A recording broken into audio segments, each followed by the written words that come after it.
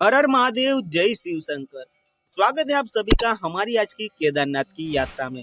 दोस्तों, अगर आप भी बाबा केदारनाथ के दर्शन करने का विचार कर रहे हैं और आपको यहाँ पे दुविधा हो रही है कि आपका बजट बहुत कम है और आप इस साल केदारनाथ की यात्रा भी करना चाहते हैं, तो दोस्तों आपकी जेब में सिर्फ 5,000 रुपये है, तो इस वीडियो को शुरू से लेकर अंत तक देख लीजिए।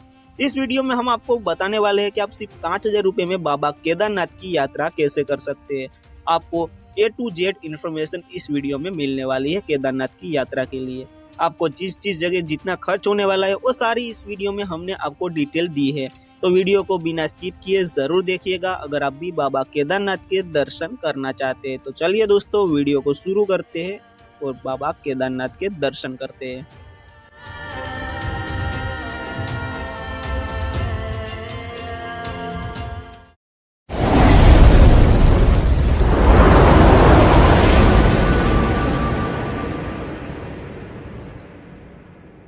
उत्तराखंड राज्य के रुद्रप्रयाग जिले में स्थित ये बाबा केदारनाथ का भव्य और खूबसूरत मंदिर हर साल लाखों शिव भक्तों को अपनी तरफ आकर्षित करता है। यहाँ पे हर साल लाखों भक्त आके शिव जी के दर्शन करते हैं। शिव जी के 12 ज्योतिर्लिंगों में से एक ज्योतिर्लिंग है ये केदारेश्वर ज्योतिर्लिंग। यहाँ पे आप लोगों को केदारनाथ के दर्शन करने के लिए एक कठिन यात्रा करनी पड़ती है। हर साल लाखों की संख्या में ये कठिन यात्रा लाखों भक्त करते हैं। यहाँ पे ये मंदिर साल के सिर्फ 6 महीने खुला रहता है, बाकी 6 महीने ये पूरा मंदिर बर्फ के नीचे दब जाता है। यहाँ पे बाबा के दर्शन करने के लिए अगर आप जा रहे हैं तो दोस्तों चलिए वीडियो की शुरुआत करते हैं। यहाँ पे हम बात करने वाले हैं कि आप केदारनाथ कैसे पहुँच सकते हैं। केदारनाथ पहुँचने के बाद आपको वहाँ पे रहने की किस तरह की व्यवस्थाएं मिल जाती है, सुविधाएं मिल जाती है। केदारनाथ में आपको खाने पीने की क्या सुविधाएं उपलब्ध हो जाती है। साथ में दोस्तों आपको बताएंगे कि आप बाबा केदारनाथ के दर्शन किस तरह कर सकते हैं और इस साल ये यात्रा कब से शुरू होने वाली है। दोस्तों, अगर आप ये वीडियो देख रहे होंगे तो शायद ये यात्रा शुरू भी हो गई हो। अगर वीडियो पसंद आता है तो दोस्तों वीडियो को लाइक अवश्य कीजिएगा। दोस्तों कमेंट बॉक्स में हर हर महादेव जरूर लिखिएगा। तो चलिए दोस्तों बात करते हैं कि आप केदारनाथ कैसे पहुंच सकते हैं बाबा केदार के दर्शन करने के लिए।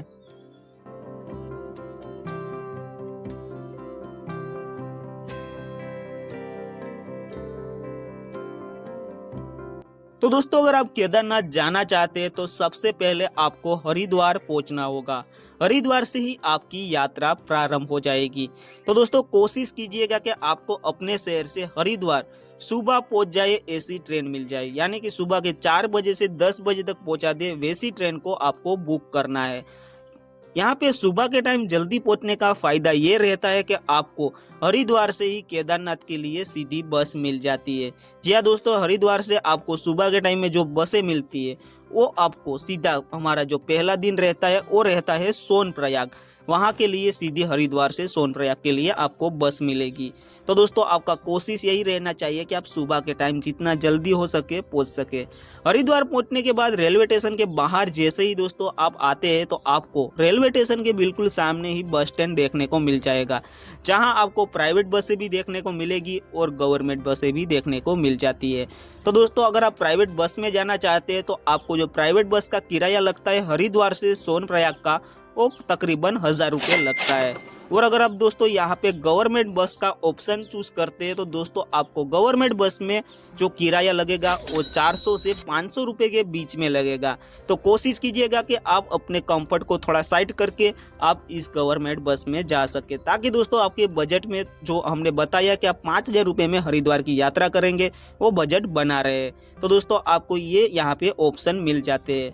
और दोस्तों अगर आपके अंदर सवाल चल रहे हैं कि अगर हम सुबह के टाइम जल्दी नहीं पहुंच पाए तो क्या हम केदारनाथ नहीं पहुंच पाएंगे, तो दोस्तों ऐसा नहीं है। आपके लिए दूसरा ऑप्शन भी यहाँ पे है कि आप केदारनाथ के लिए हरिद्वार से सीधा किसी प्राइवेट टैक्सी को बुक कर सकते हैं, ऑटो बुक कर सकते हैं, जो आपसे 1,000 से 1,200 रुपये का किराया लेते हैं हरिद्वार से सोनप्रयाग के लिए। हमारा पहला दिन रहेगा वो सोनप्रयाग में ही रहेगा, तो आपको हरिद्वार से सोनप्रयाग पहुंचना होगा। दोस्तों अगर आप यहाँ पे हरिद्वार से अपनी यात्रा शुरू नहीं करना चाहते और ऋषिकेश से अपनी यात्रा को शुरू करना चाहते हैं तो भी दोस्तों कर सकते हैं, लेकिन मेरा आपको पर्सनल ओपिनियन रहेगा कि आप हरिद्वार से ही अपनी यात्रा को प्रारंभ करें सोनप्रयाग के लिए। क्योंकि दोस्तों हरिद्वार में आपको ज़्यादा विकल्प मिल जाते हैं सोनप्रयाग पहुंचने के लिए। ऋषिकेश में आपको बहुत ही लिमिटेड जो ऑप्शन रहते हैं वो मिलते हैं सोनप्रयाग तक पहुंचने के लिए। और दोस्तों कोशिश कीजिएगा कि आप यहाँ पे सुबह जितना जल्दी हो सके 4 से 10 बजे के बीच में ही पहुंच जाए, ताकि अब हरिद्वार से आपको सीधी बस मिल जाएगी सोनप्रयाग जाने के लिए। तो दोस्तों आप ऋषिकेश से अगर अपना यात्रा को प्रारंभ करना चाहते हैं तो वो आप पे डिपेंड करता है। मेरे हिसाब से दोस्तों आपको यहाँ पे हरिद्वार से ही अपनी यात्रा शुरू करनी चाहिए। अब बात करते हैं केदारनाथ में रुकने की सबसे अच्छी व्यवस्थाओं के बारे में। साथ में आपको बताएंगे कि आपको वहां पे रुकने के लिए कितना खर्च आने वाला है। दोस्तों आप हरिद्वार से सोनप्रयाग शाम के 6 से 7 बजे तक पहुंच जाएंगे। सोनप्रयाग में आप अपनी नाइट बिता सकते हैं। सोनप्रयाग वो जगह है जहां पर आप अपनी प्राइवेट गाड़ी भी लेके जा सकते हैं। सोनप्रयाग के आगे आप अपना पर्सनल कोई भी व्हीकल लेके नहीं जा सकते। सोनप्रयाग के आगे आपको जाना है तो आपको यहाँ पे शेयरिंग टैक्सियां चलती है, जिसके माध्यम से आप आगे गौरी कुंड तक जाएंगे। यहाँ पे आपको रात बितानी है। सोनप्रयाग से जो गौरी कुंड की दूरी है दोस्तों वो करीब 5 किलोमीटर की होती है। तो दोस्तों आप सोनप्रयाग में रुक सकते हैं। सोनप्रयाग में आपको डोरमेट्री 300 से 400 रुपए में मिल जाती है। और अगर आप यहाँ पे GM-VN के डोरमेट्रीज में रुकना चाहते हैं तो उसके जो प्राइसेस रहते हैं वो 700 रुपए तक होते हैं। और अगर आप यहाँ पे सोनप्रयाग में प्राइवेट होटल में रुकना चाहते हैं तो उसके किराए 1000 रुपए पर डबल बेडरूम के होते हैं। अगर दोस्तों आप यहाँ सोनप्रयाग में नहीं रुकना चाहते तो आपके पास जो दूसरा विकल्प है रुकने के लिए वो है गौरी कुंड। गौरी कुंड सोनप्रयाग से 5 किलोमीटर की दूरी पर है। गौरी कुंड पहुंचने के लिए आपको सोनप्रयाग से शेयरिंग टैक्सी मिल जाती है। तो दोस्तों अब बात करते हैं गौरी कुंड में आपको रुकने के लिए कैसी व्यवस्था मिलती है। गौरी कुंड में आपको रूम के साथ डोरमेट्रीज भी देखने को मिलेगी। मैं आपको यहाँ पे 2 प्राइवेट होटल के बारे में भी बताने वाला हूँ और इनके साथ में कॉन्टेक्ट नंबर भी आपको यहाँ पे मैं देने वाला हूँ। लेकिन दोस्तों उसके पहले आपने अगर अभी तक हमारे चैनल को सब्सक्राइब नहीं किया है, वीडियो को लाइक नहीं किया है और कमेंट बॉक्स अभी भी खाली है तो दोस्तों कमेंट बॉक्स में हर हर महादेव भी लिख दीजिए। तो चलिए दोस्तों बात करते हैं पहले होटल के बारे में। पहला जो होटल है उसका नाम है दीपक लॉज। यहाँ पर आपको कमरे मिल जाते हैं जहाँ पे आपको काफी अच्छे कमरों के साथ खाने की भी व्यवस्था मिल जाती है। यहाँ के जो रूम के किराए होते हैं वो प्रति व्यक्ति के हिसाब से होते हैं, यानी कि प्रति व्यक्ति यहाँ पे आपसे 1000 रुपए का चार्ज लिया जाता है। तो आप इस दीपक लॉज का कॉन्टेक्ट नंबर यहाँ पे मैं मेंशन कर रहा हूँ, आप यहाँ से कॉन्टेक्ट कर सकते हैं। आपको जो भी सवाल है वो यहाँ पे उनसे कर सकते हैं। तो अब यहाँ पे दूसरे होटल की बात करते हैं। तो दूसरा जो होटल है उस होटल का नाम है विजय टूरिस्ट लॉज।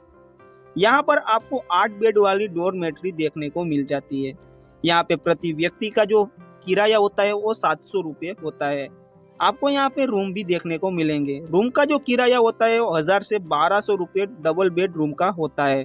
बाकी सारी अगर आपको जानकारी चाहिए, इन्फॉर्मेशन चाहिए दोस्तों, तो आप इनके कॉन्टेक्ट नंबर पे कॉन्टेक्ट कर सकते हैं, बातचीत कर सकते हैं, आपको जो भी सवाल हो रहे हैं।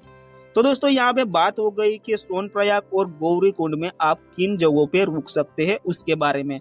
दोस्तों अगर आप सोनप्रयाग में भी नहीं रुकना चाहते, ना गौरी कुंड में रुकना चाहते, आप सीधा बाबा केदारनाथ के मंदिर के आसपास रुकना चाहते हैं, तो चलिए दोस्तों उसके बारे में भी मैं आपको बता देता हूँ कि आपको बाबा केदारनाथ के मंदिर के पास कहाँ रुकने की व्यवस्था मिलती है और वहाँ के क्या आपको चार्जेस लगते हैं।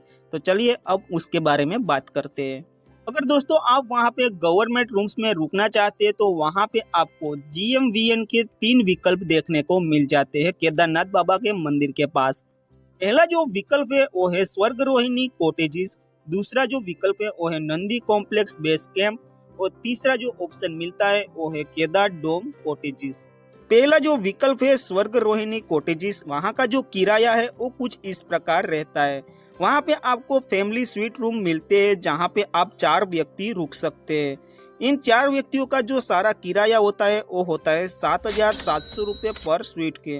और यहाँ पे अगर आप डोरमेट्री में रुकना चाहते हैं तो आपको यहाँ पे पर बेड का 1400 रुपये किराया लगता है। अब बात करते हैं दूसरे विकल्प के बारे में। दूसरा जो विकल्प है वो है Nandi base camp. Nandi base camp मंदिर से 2 से 2.5 किलोमीटर की दूरी पर आया हुआ है। यहाँ पर आपको डोरमेट्री और टेंट मिल जाता है, जहाँ पे आपको डोरमेट्री का जो किराया होता है वो 800 रुपये प्रति व्यक्ति होता है और अगर आप यहाँ पे टेंट में रुकते हैं तो उसका जो किराया होता है वो 500 रुपये प्रति व्यक्ति होता है।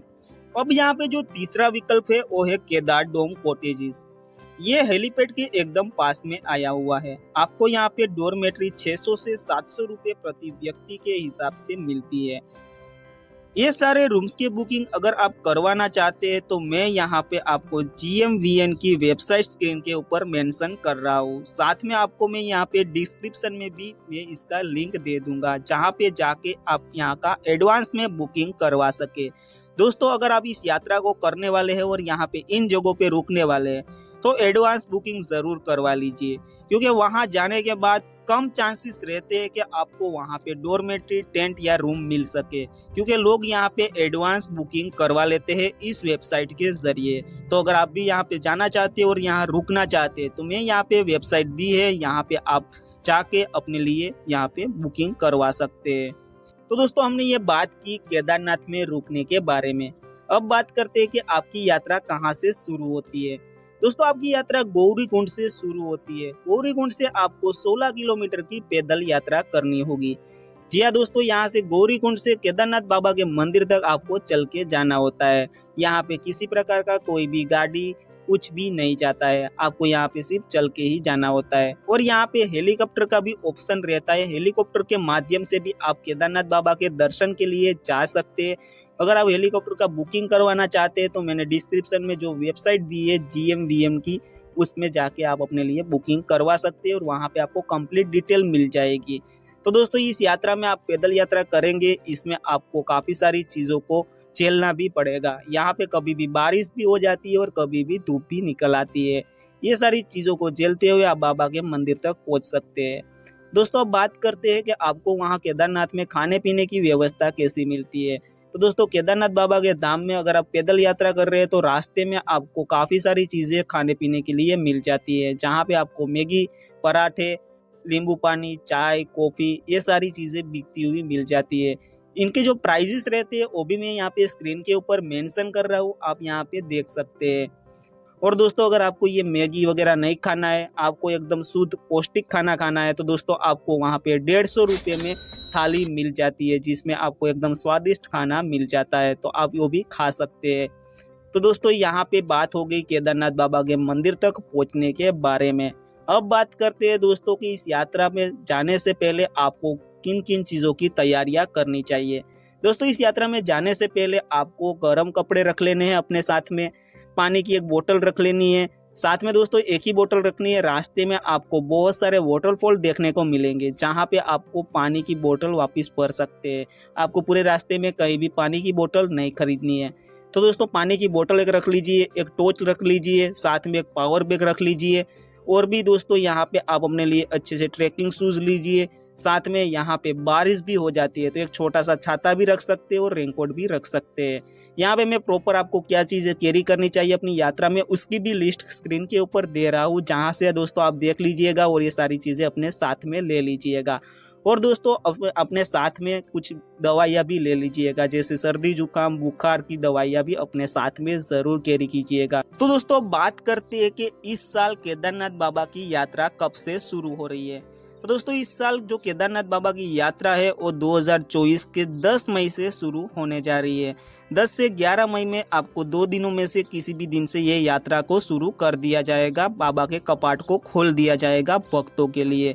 तो इसके बाद अपनी यात्रा प्लान कर सकते हैं या उसके पहले भी आप अपनी यात्रा प्लान कर सकते हैं। 100% ये डेट यहाँ पे निकल के आ चुकी है कि इस 10 मई से आपकी यात्रा केदारनाथ की शुरू हो जाएगी। अब दोस्तों, बात करते हैं केदारनाथ जाने के लिए सबसे सही समय कौन सा है। तो केदारनाथ बाबा के दर्शन करने के लिए मई, जून और अक्टूबर का महीना काफ़ी अच्छा रहता है। इन महीनों में आप केदारनाथ की यात्रा करने का प्लान कर सकते हैं। अब दोस्तों, बात करते हैं केदारनाथ बाबा के मंदिर में आप दर्शन करने के लिए किस वक्त पे जा सकते हैं। तो दोस्तों, केदारनाथ बाबा के मंदिर में दर्शन के लिए आप सुबह 6 बजे से दोपहर 1 बजे तक जा सकते हैं। उसके बाद 1 बजे से 5 बजे के लिए मंदिर बंद रहता है। फिर वापस 5 बजे से रात के 8:30 बजे तक मंदिर खोल दिया जाता है भक्तों के लिए। तो आप इन 2 टाइम्स पे बाबा के दर्शन करने के लिए जा सकेंगे। तो दोस्तों बात करते हैं आपकी ये केदारनाथ की यात्रा में जो आपको जो खर्च आने वाला है उसके बारे में। मैंने वीडियो के स्टार्टिंग में ही आपको बताया था कि आपका बजट अगर 5,000 रुपये का है तो आपकी ये यात्रा एकदम आराम से हो जाएगी। तो किस तरह से आपका यहाँ पे खर्च आएगा, चलिए अब उसके बारे में आपको मैं यहाँ पे डिटेल वाइज बता देता हूँ। आपका हरिद्वार से या फिर ऋषिकेश से जो सोनप्रयाग का किराया होता है वो 600 रुपये होता है और वापिस वहीं से यानी कि सोनप्रयाग से ऋषिकेश या हरिद्वार आने का 600 रुपये लग जाता है। मैं यहाँ पे आपकी बस की सफ़र की बात कर रहा हूँ, जो गवर्नमेंट बसें चलती है उसकी बात कर रहा हूँ। जो उसका किराया होता है वो 600 रुपये जाने का और 600 आने का लग जाता है। तो आपका टोटल जो ट्रांसपोर्टेशन का किराया हो जाता है वो 1200 रुपये होता है। दूसरा जो खर्च आपको आता है वो आता है स्टे का, यानी कि रुकने का। आप या तो सोनप्रयाग या गौरीकुंड में दोनों में से एक जगह पे रुक सकते हैं। वहाँ पे आपको 2 नाइट का स्टे करना होगा। जिस दिन आप जाते हैं तब एक रात और वापस लौटते हैं तब एक नाइट वहाँ पे आपको रुकना होता है। इसका जो टोटल खर्च आता है वो 1500 रुपये आता है। और यहाँ पे अगर आप मंदिर के पास में रुकना चाहते हैं तो मंदिर के पास में टेंट है, जहाँ पे आपको 700-800 रुपये के किराए में नाइट बिताने के लिए टेंट मिल जाता है। तो आपको यहाँ पे अपने स्टे के लिए 1500 रुपये वापस से जोड़ लेने हैं, जो हमने आगे जो आपको बताया उस खर्च के साथ। अगला जो खर्च रहता है वो आपके खाने पीने का रहता है। आपका ये 4 दिन का सफ़र रहेगा। 4 दिन के सफ़र में आपको पर डे खाने का जो खर्च आता है वो 400 से 500 रुपये आ जाता है। यानी कि 4 दिन के हिसाब से आपको 2000 रुपये सिर्फ खाने के लग जाते हैं। तो इसको भी आप अपने हिसाब में जोड़ लीजिए। और दोस्तों यहाँ पे जो बाकी पैसा बचता है उसमें आप सोनप्रयाग से गौरीकुंड आने का जो टैक्सी का किराया है 50 रुपये वो, और वापस गौरीकुंड से सोनप्रयाग वापसी में जब आप जाएंगे 50 रुपये उसको भी जोड़ लीजिएगा। इस हिसाब से दोस्तों आपका जो टोटल खर्च निकल के आता है वो 5000 के आसपास आ जाता है। तो दोस्तों यहाँ पे मैंने आपको जो पूरा खर्च है वो एकदम डिटेल वाइज यहाँ पे मैंने आपको समझा दिया है, ताकि आपको कोई भी डाउट ना रहे अपनी यात्रा को लेके कि आपकी यात्रा 5000 में कैसे सफल हो सकती है। और दोस्तों यहाँ पे मैंने सिर्फ हरिद्वार से केदारनाथ और केदारनाथ से हरिद्वार में जो खर्च होगा वो इस 5000 में होगा। आप किस राज्य से किस शहर से आते हैं हरिद्वार तक और वापस हरिद्वार से अपने शहर अपने राज्य तक जाते हैं, उसका जो आपका खर्च रहता है वो आपको अपने हिसाब से अलग से जोड़ना होगा। तो दोस्तों यहाँ पे हमने आपको पूरी कोशिश की है डिटेल वाइज अपनी यात्रा में आपको जो खर्च आएगा, कैसे आप यात्रा कर सकते हैं, किन किन चीज़ों की ज़रूरत पड़ती है आपको इस यात्रा में, सारी इन्फॉर्मेशन देने की पूरी कोशिश की है। अगर आपको वीडियो अच्छा लगा है और वीडियो में अभी तक बने हैं तो प्लीज़ वीडियो को लाइक कीजिएगा, हमारे इस चैनल को सपोर्ट कीजिएगा। नीचे सब्सक्राइब का बटन है उसे दबा दीजिए और कमेंट बॉक्स में हर हर महादेव लिख दीजिए, जिससे दोस्तों आगे भी हमें ऐसी यात्रा प्लान वीडियो बनाने का मोटिवेशन मिलता रहे। तो चलिए दोस्तों मिलते हैं किसी नई यात्रा में किसी नई जगह पे। तब तक के लिए हर हर महादेव, जय शिव शंकर।